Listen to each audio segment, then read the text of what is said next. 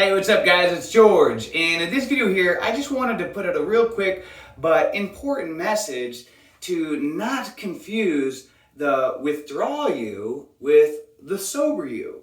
And the reason why I wanted to put out this message is because I've worked with so many people now, and I've had so many conversations with people who are on the journey of quitting weed, and I've talked with so many people who've quit on the journey because they confused the withdrawal version of them with the sober version of them. And this is very easy to happen because humans are creatures of amnesia. We easily forget. And when you've been smoking for years and years, then all of a sudden you start to forget what life was like, how you felt on a regular basis, and our identity becomes that of a pipe. We're just used to being high all the time and smoking every day, and we've forgotten what it's really like to feel sober and to live sober. And many times, all of a sudden you quit. Maybe you've been smoking for years or even decades, and then all of a sudden you quit. Maybe it's been 30 days or 60 days, 90 days, whatever, or the first couple of weeks, and you're not back to 100% yet. And so you just think, you know what, I did it, I quit weed, but my life was better smoking weed. Because even though you're making tremendous progress, you're recovering, you're still not back to baseline yet. And this is why we get this confused. But if you really think about it, before you started smoking weed, there was many years of your life that you were able to live life without needing to smoke weed. I mean, think about it. You didn't start smoking weed when you were 1 year old. Even if you started when you were 10 years old, that was still 10 years of your life that you were able to easily get through life without needing to smoke weed. For many of us, we started smoking somewhere in between 10 and 20 years old. Some people started smoking later than that. So there was many years of our life that we were able to enjoy, have good times, to sleep, to go through the normal processes of life without needing to get high. But we've forgotten what it's like to be like that, and we can convince ourselves that it's impossible to get back to that place. But that is a lie. I've worked with so many people now, people who've smoked for many decades, more of their life that they were high than sober, and still have been able to recover and turn themselves around.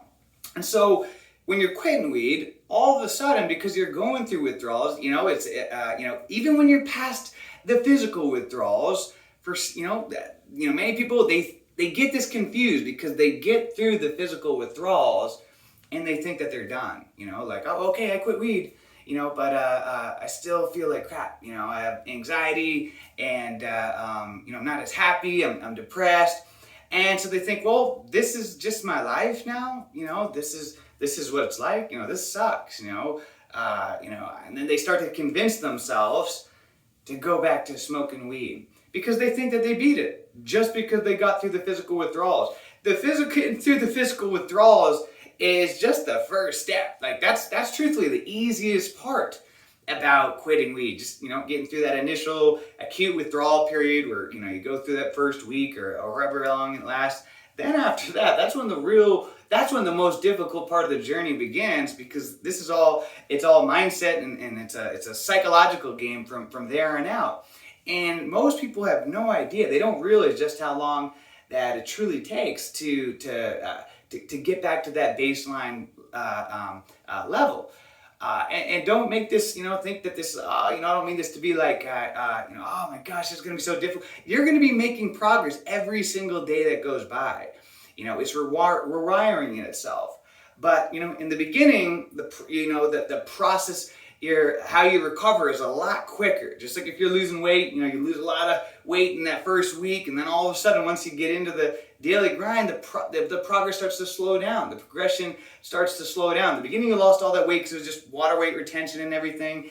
But then all of a sudden, then you get into the realistic journey of losing weight, which is a slower process. And so a lot of people, all of a sudden, when they go through that initial couple of weeks or whatever, then the progress does start to slow down. And so that can confuse them, and they can just think that, that this is life and that this is sucks. And it's so easy, like I said, for us to just convince ourselves that, hey, you know what, nothing wrong with smoking weed, it's just an herb, self-medicating, blah, blah, blah, and just all the things that weed parasite will tell you, like I've said in other videos, and we can convince ourselves to go back to it. So, like I said, the reason why I wanted to share this is just don't confuse the withdrawal you with the real you, with the sober you, because I can assure you, and if you really are just patient, patience is a virtue. It's something that we've just, our society, we've kind of just been conditioned out of having patience. You order something, you get it instantly, and if you want to learn something, you go on Google, you learn in 2 seconds. So we've really just lost a lot of our ability to have patience. But patience is a virtue. Just see it as a process. Even if it takes you a year or a couple years, then so be it, and be okay with that, and understand that you're gonna be making progress. If you look at someone that is truly physically fit, it took years to get there. Anything in life that that is worth striving for takes time. If you want to become a professional sports player, you're gonna have to sacrifice many years and decades of your life to get to that level, no matter what it is. And so when we're dealing with the mind, just because we can't see all the rewiring that's going on, it is happening, and we got to be patient with it. And I can assure you, when you get back to that place, that sober you're going to be like, oh my gosh, and you're going to feel so good.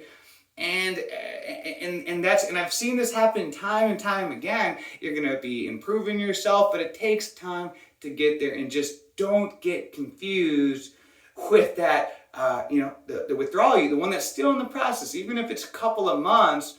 If you've been smoking for many, many years, then understand it's going to take time. That's post-acute withdrawal syndrome is a very real thing.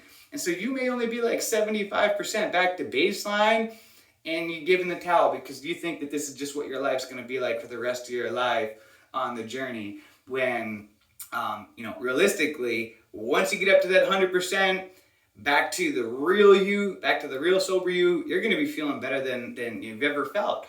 All right. So I hope this helps, guys. Stay on the journey. Don't just throw in the towel and relapse. Consider how much work that you've put in so far, everything that you've had to go through to get to where you're at. Think about how much you had to struggle and being able to get back to normal sleep again. And get that to hold you from relapsing. Do you really want to have to go through all of it again?